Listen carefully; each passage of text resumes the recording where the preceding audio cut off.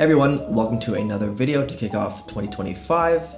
This video is intended for those who have perhaps recently started a vinyl record collecting hobby, or maybe you've been collecting records for some years now and are looking for some classic records that are sure to turn heads as soon as you drop the needle. My definition of a classic record is that it has widespread acclaim, perhaps won a few accolades, influenced future generations of music, and have perhaps also transcended music in general to influence pop culture in some capacity.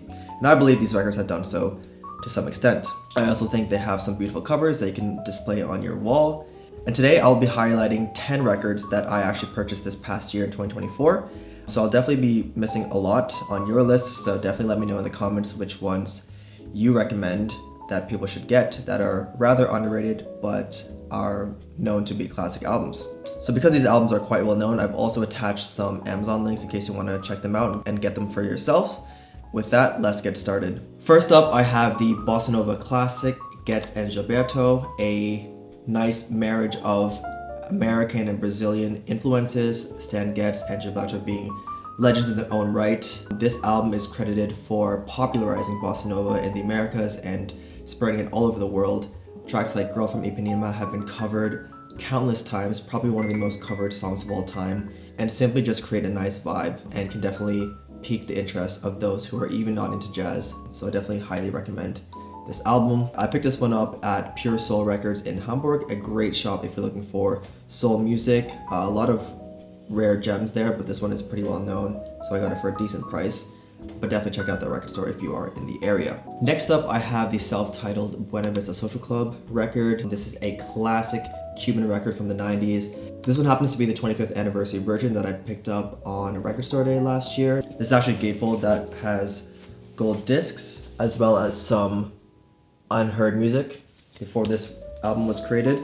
They also have this cool booklet of some page notes, which I think is nice to kind of leaf through in case you want to learn a little bit more about the album. And this is definitely one of the most sold world music albums out there, so definitely get your hands on that if you want a little bit of a Latin flair to your mix. Next up, I have Dummy by Portishead. This one I picked up at Rough Trade in London in the UK. This has definitely been one of the most influential albums to come out of Bristol, also out of the UK as well. While the Americas were popularizing that boom bap hip hop style and pioneered hip hop as a genre, it was the Bristol trip hop scene that kind of came to life in the early 90s, and Portishead and Dummy, together with Tricky and Blur, are credited for popularizing the genre of trip hop, a combination of hip hop, jazz, and dub, creating a little bit of a dusty lo-fi kind of vibe.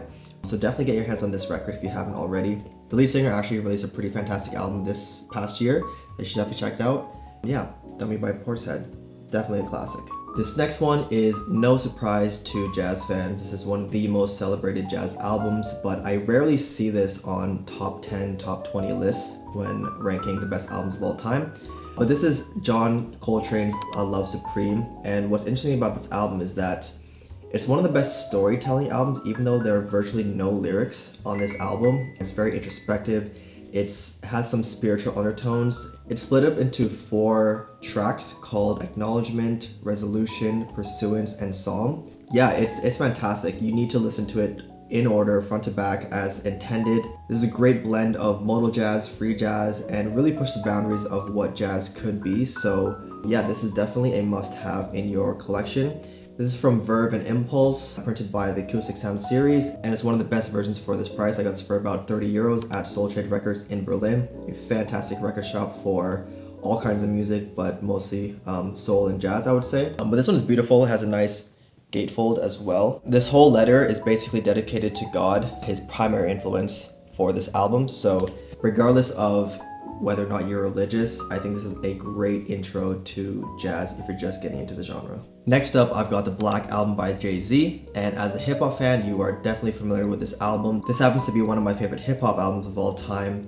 This was intended to be Jay-Z's retirement record. He just went crazy on every single track. Some of my favorites are December 4th, Moment of Clarity, 99 Problems, Lucifer, my first song. I mean, I can go on. Every track is pretty much a banger. Not only does he rap his butt off on this album, but it has a star-studded list of producers from Timbaland, Kanye West, Just Blaze, just to name a few.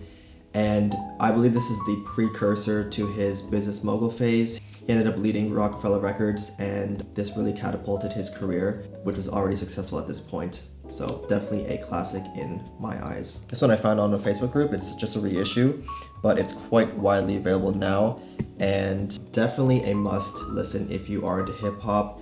Blueprint is often cited as his best album, but I think this has some arguments to be his best album as well. So definitely check it out. Next up, I have what I believe to be one of the greatest singer-songwriter albums of all time, period. This is Tapestry by Carole King. This is definitely up there in the top albums of all time, according to some lists.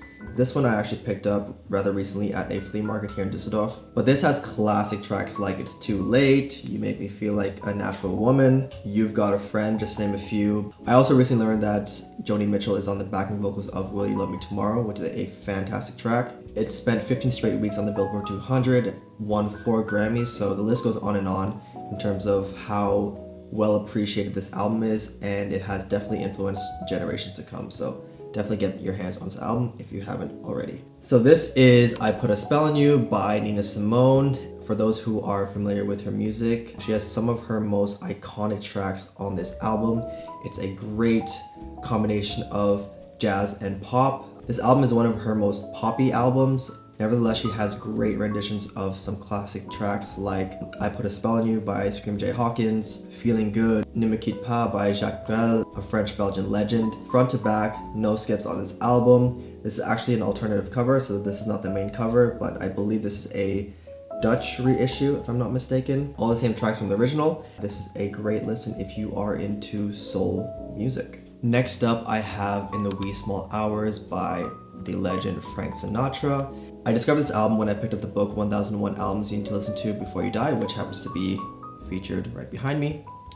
And this is the first album mentioned in the book from the 50s. And what I learned was that Frank Sinatra was one of the pioneers of the album format. So previously, there would just be a compilation of songs and they didn't necessarily have a cohesive story to it. So this one happens to be one of the first from Sinatra. I picked this one up for a rather cheap price at Reckless Records in London as well. The record company Dole, D-O-L, prints a lot of classic jazz records for a relatively cheap price. So if you're not necessarily an audiophile and just want some classic records for a pretty good price, definitely check out the Dole record label. This album explores themes like love, loneliness. I believe he came out of a recent breakup during this album, so you can really feel that emotion on this album. It's so nice to listen to and so nice to play in the background if you just want a nice chill evening. There are luscious strings and vocals front to back, so definitely a classic in my opinion. So last 2 records I recently acquired at Niagara Records in my hometown of St. Catharines, Ontario, Canada. Last 2 happen to be Canadian artists as well. First one being from Neil Young, After the Gold Rush. Now for those who are unfamiliar with Neil Young, Harvest is often cited as his best album.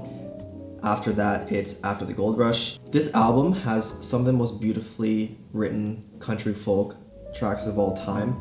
My personal favorite is Only Love Can Break Your Heart, but there's a good mix of folk, rock, country on this album. This album is particularly introspective, touches on topics such as the environment, social issues, love as well. And so this is a great listen front to back. While it often gets overshadowed by Harvest, this one was actually released before. If you like folk, if you like that early country, if you like a bit of rock, this is definitely up your alley and absolutely a classic. And finally, I have Joni Mitchell's Court and Spark. Joni Mitchell is one of the greatest singer-songwriter musicians of all time. Blue is often credited as her best album. It makes the top 10 or 20 of pretty much everyone's list of best albums, but Court and Spark is rather underrated in my opinion. This was the album that proved to the world that she can do a bit more than just folk.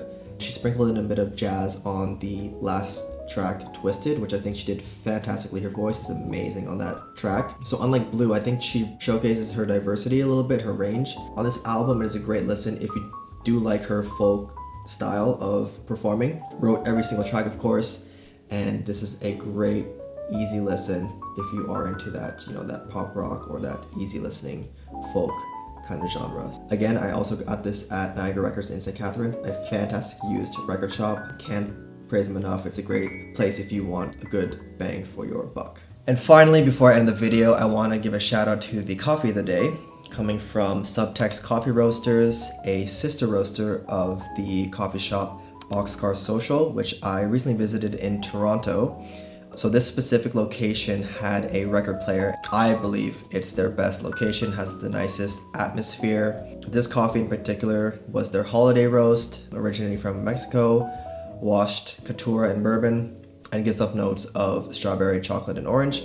It's a decent cup. If you do like a little bit of fruitiness, but you don't want to overpower the darker notes, this is a great roast. Yeah, and I just tried it this morning. I think it's pretty decent. So cheers to Subtext and Boxcar Social. So that wraps up this video. I hope you enjoyed it. I hope you discovered maybe a new record to add to your collection. As I mentioned before, they are well known, so you can get them quite easily. Again, I've attached all the Amazon links right below in the description. Let me know in the comments what I missed, what I should add in my collection this year. And for those who are new, this channel is dedicated for coffee and music lovers. So if you haven't subscribed or liked the video, please do so. I would greatly appreciate it. And with that, a friendly reminder to slow down, take a sip, and drop the needle. See you next time. Peace.